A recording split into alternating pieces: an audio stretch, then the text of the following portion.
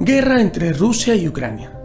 Es habitual experimentar conflictos en las relaciones interpersonales. Así lo percibimos en nuestras familias, las relaciones de amigos, los problemas sociales e inclusive las situaciones que se dan entre países. Sin embargo, es importante superar las diferencias mediante el diálogo, el respeto a la persona y la búsqueda de una convivencia armónica. A nivel internacional podemos observar que dos pueblos hermanos se están enfrentando por intereses particulares. Ello traerá como consecuencia daños irreparables a la humanidad, a la vida en general y a la casa común. A continuación, presentaremos el origen y algunas consecuencias de la guerra. El origen del conflicto entre Rusia y Ucrania.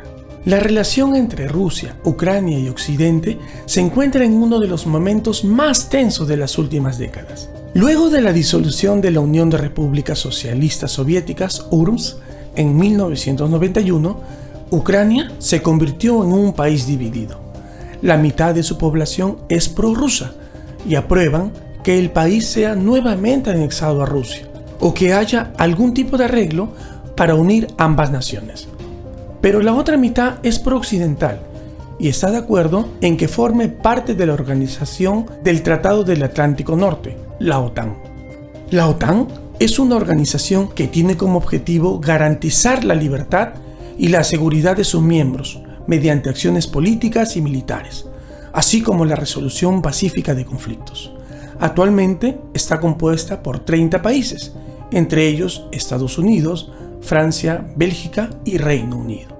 El gobierno ruso siempre quiso mantener el poder en Ucrania para recuperar Crimea, un territorio estratégico por ser la salida al Mar Negro y la base de las fuerzas navales de su ejército.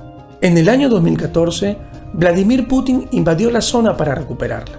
Desde entonces, Rusia se ha negado a devolver la zona y ha provocado muchas protestas y sanciones económicas.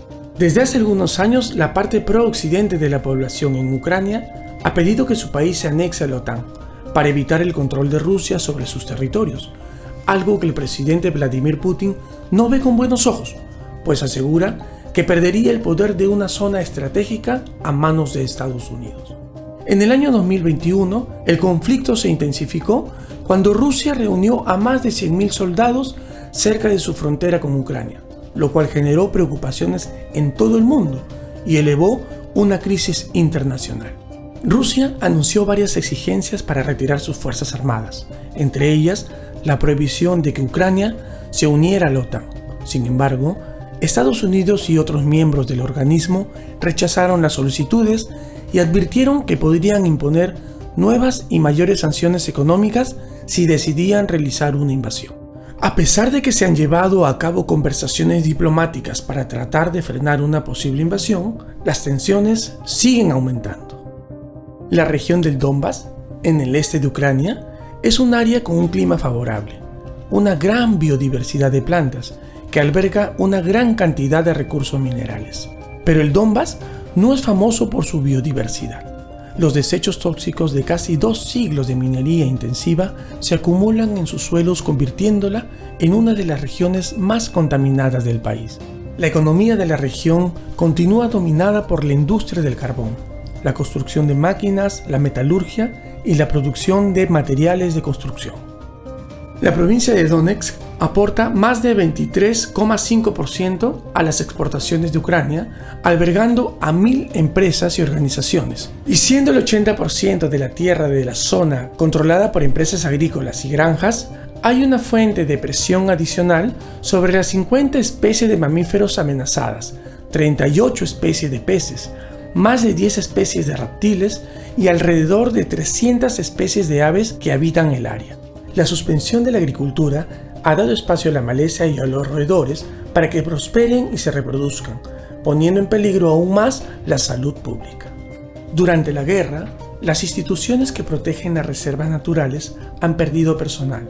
Esto ha llevado a un aumento en las violaciones de la ley ambiental, la caza furtiva masiva, la tala ilegal y la interrupción de las operaciones de gestión de residuos. Las especies invasoras como el chacal, el pez luna y el escarabajo asiático también se han expandido y colonizado la zona de conflicto y las áreas adyacentes. La guerra nos cuestiona como seres humanos y nos hace pensar e interrogarnos sobre lo que significa la forma en la que se desarrollan las acciones bélicas. Por ejemplo, ¿cómo entender el quinto mandamiento cuando defiendo a mi patria o a mi vida? ¿Cómo entender desde la moral cristiana las situaciones de guerra en las que se transgrede la vida? Estas interrogantes nos movilizan a pensar y a entender que la guerra nos pone ante dilemas morales que nos interpelan porque entra en juego la vida, que es un valor fundamental en la que se ven involucrados soldados, civiles, ciudadanos y extranjeros. Asimismo, personas vulnerables como son los niños, ancianos y enfermos.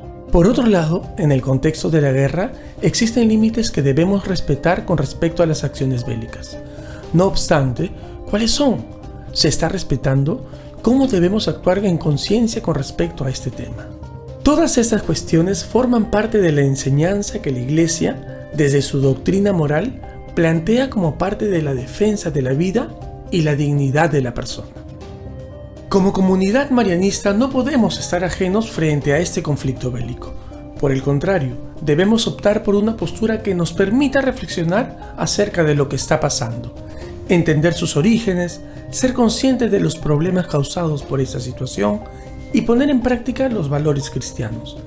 Estamos llamados a la búsqueda de soluciones, sin considerar la violencia como un camino a escoger.